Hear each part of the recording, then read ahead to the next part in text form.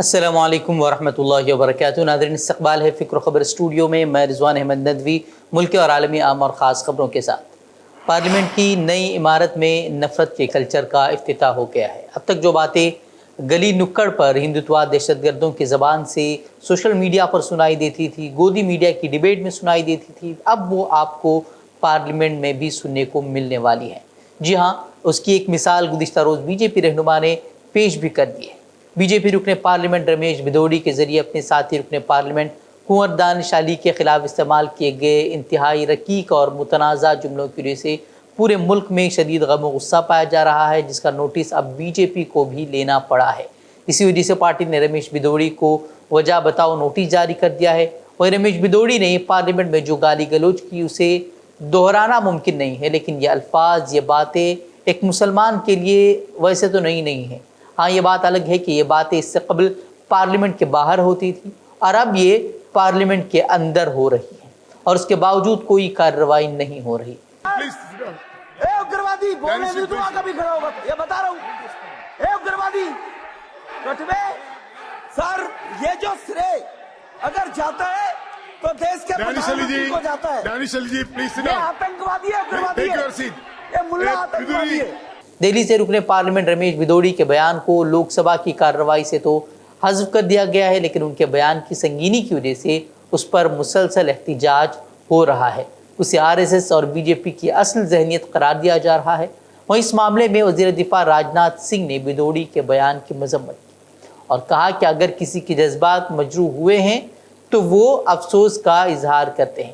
انہوں نے کہا کہ اگر کسی کے جذبات مجروح ہوئے، حالانکہ جو باتیں تھی اتنی شرمناک بات تھی کہ اس سے خود راجناتھ سنگھ کو بھی شرمسار ہونا پڑا تھا، ان کی پارٹی کو بھی شرمسار ہونا پڑا، لیکن وہ کہہ رہے ہیں کہ اگر کسی کو تکلیف ہوئی ہو، کسی کے جذبات مجروح ہوئے ہوں تو وہ افسوس کا اظہار کرتے ہیں۔ سمانی سدسیوں نے کہا کچھ ایسی بات انہوں نے کہی ہے جس سے ان کی فیلنگ ہرٹ ہوئی ہے، تو میں آپ سے ونمر نوٹ کروں گا کہ ریکارڈ میں لکھوا لیں۔ ایسی کوئی بات جو انہوں نے کہی ہے تو ریکارڈ سے اسے ڈیلیٹ کر دیا جانا چاہیے، اسے باہر کر دیا جائے۔ ایک minute please please, array please please,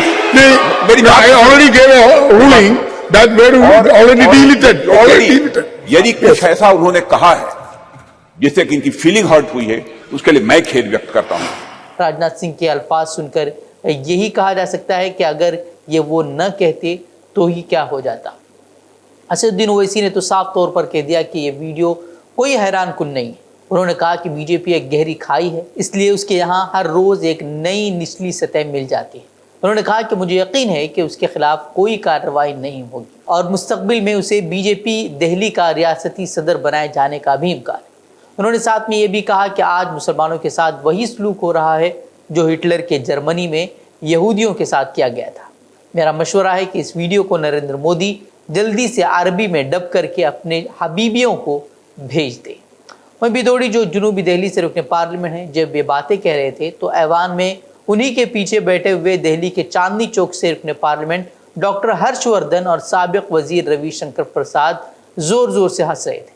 ان دونوں پر بھی کافی تنقیدیں ہوئی، جس کے بعد ڈاکٹر ہرش وردھن نے یہ عذر لنگ پیش کیا کہ وہ دونوں اراکین کی نوک جھونک پر ہنس رہے تھے، لیکن بھدوڑی کیا کہہ رہے تھے اسے سن نہیں پا رہے تھے، ورنہ وہ تبھی اعتراض کر دیتے۔ وہیں کانگریس رکن پارلیمنٹ جے رام رمیش نے بھدوڑی کی معطلی کا مطالبہ کرتے ہوئے کہا ہے کہ یہ صرف دانش علی کی نہیں بلکہ سبھی اراکین پارلیمنٹ کی بے عزتی ہے۔ ایسا بھاشا میں نے کبھی سنا نہیں ہے۔ یہ بھاشا نہ کیول پارلیمنٹ کے اندر نہیں استعمال ہونا چاہیے پر پارلیمنٹ کے باہر بھی نہیں۔ یہ اپمان ہے، سبھی سانسدوں کا اپمان ہے، دانش علی جی کا تو اپمان ہی ہے پر ہم سب کا اپمان ہے۔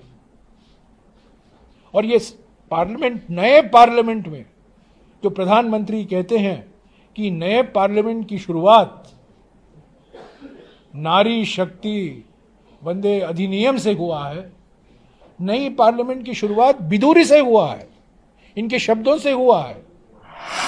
راہل گاندھی نے کہا کہ ایوان میں جو کچھ ہوا اس کی ذمہ داری اسپیکر کی ہے اور ہم ان کی کارروائی کا انتظار کر رہے ہیں۔ دوسری جانب حزب اختلاف بھدوڑی کے خلاف مراد شکنی کی تحریک بھی پیش کرنے کی تیاری کر رہا ہے۔ اسی سلسلے میں این سی پی رکن پارلیمنٹ سپریا سولے نے بھی جانکاری دی ہے۔ وہیں لوک سبھا ایم پی دانش علی نے ایک بار پھر B J P M P Ramesh Bidhuri کے خلاف کارروائی کا مطالبہ کیا ہے۔ انہوں نے کہا کہ اگر ان کے خلاف کارروائی نہیں کی گئی تو وہ لوک سبھا کی رکنیت چھوڑنے پر غور کریں گے۔ وہیں آپ رکن پارلیمنٹ سنجے سنگھ نے تو پی ایم مودی سے ہی سوال کر ڈالا ہے۔ انہوں نے کہا کہ مودی جی، کیا پارلیمنٹ میں آپ کے ساتھ دہشت گرد بیٹھتے ہیں؟ کیا آر ایس ایس میں یہی زبان اور کلچر سکھایا جاتا ہے؟ میں نے تو منی پور تشدد کا معاملہ اٹھایا تھا جب مجھے معطل کر دیا گیا۔ دانش علی کے ساتھ گالی گلوچ کرنے والے اس رکن پارلیمنٹ پر کیا کارروائی ہوگی؟ اس طرح کا سوال جو ہے وہ انہوں نے کھڑا کیا ہے۔ بھارتی جنتا پارٹی لچوں، لفنگوں اور گنڈوں کی پارٹی ہے، تو گنڈا گردی کر رہے ہیں لوگ۔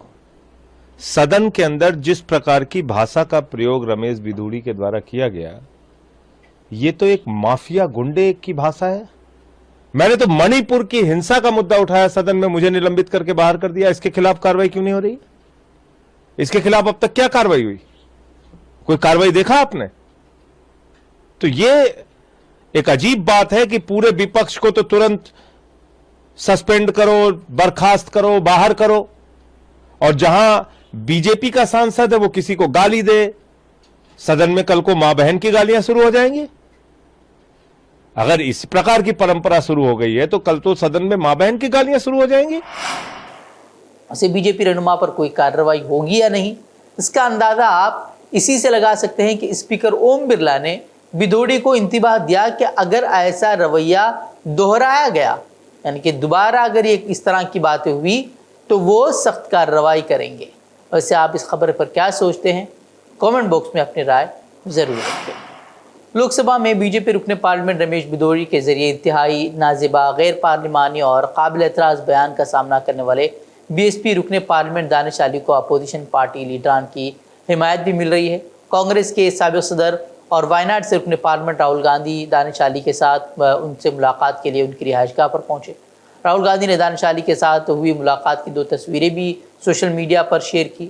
ایک تصویر میں دونوں کو گلے ملتے ہوئے دیکھا جا سکتا ہے، تو دوسری تصویر میں جو ہے ہاتھ ملا کر اتحاد کا مظاہرہ کرتے ہوئے بھی وہ دکھائی دے رہے ہیں۔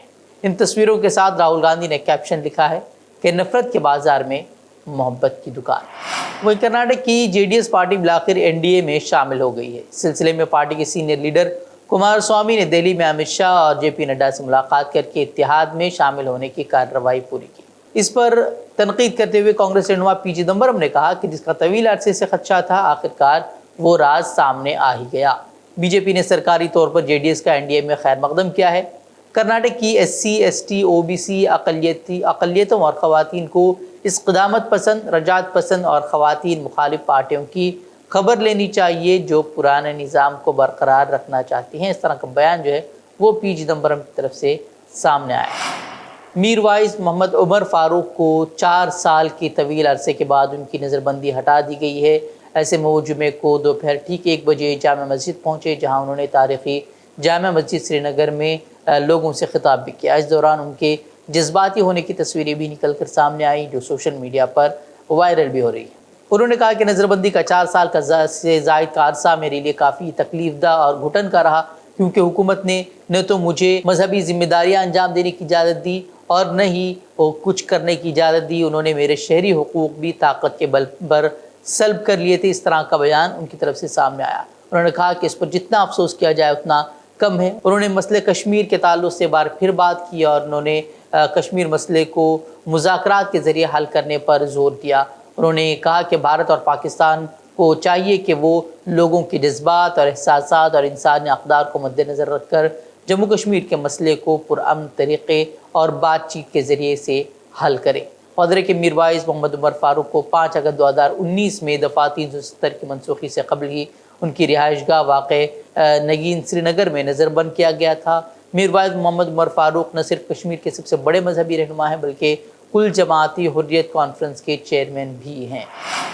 کینیڈا کے وزیر اعظم جسٹن ٹروڈو نے اب کہا ہے کہ کینیڈا نے کئی ہفتے پہلے ہی ہردیپ سنگھ نجر کی ہلاکت میں ہندوستانی ایجنٹوں کے ملوث ہونے کے الزامات سے متعلق ٹھوس ثبوت ہندوستان کے ساتھ شیئر کیے تھے، اور کینیڈا چاہتا ہے کہ اس سنگین معاملے پر نئی دہلی حقائق کو قائم کرنے کے لیے اوٹاوا کے ساتھ تعمیری طور پر عہد کرے۔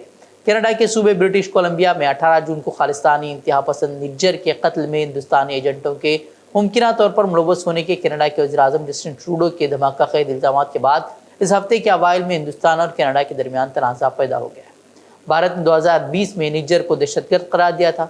भारत ने गुस्से से उन इल्ज़ामात को मुज़क्क़ा-ख़ेज़ करार देते हुए उसे मुस्तरद भी किया था और ओटावा की जानिब से इस मामले पर एक भारतीय एहलकार को निकालने की वजह से कनाडा के एक आला सिफारतकार को मुल्क बदर भी कर दिया था। वो हिंदुस्तान ने कनाडा से जुमेरात को कहा कि वो अपनी सरजमीन से काम करने वाले दहशतगर्दों और हिंदुस्तान मुखालिफ अनासिर के खिलाफ सख्त कार्रवाई करे, क्योंकि निज्जर के कत्ल की वजह से दोनों ममालिक के दरमियान तनाव और ताल्लुकात अब तक की कम तरीन सतह पर पहुँच गए।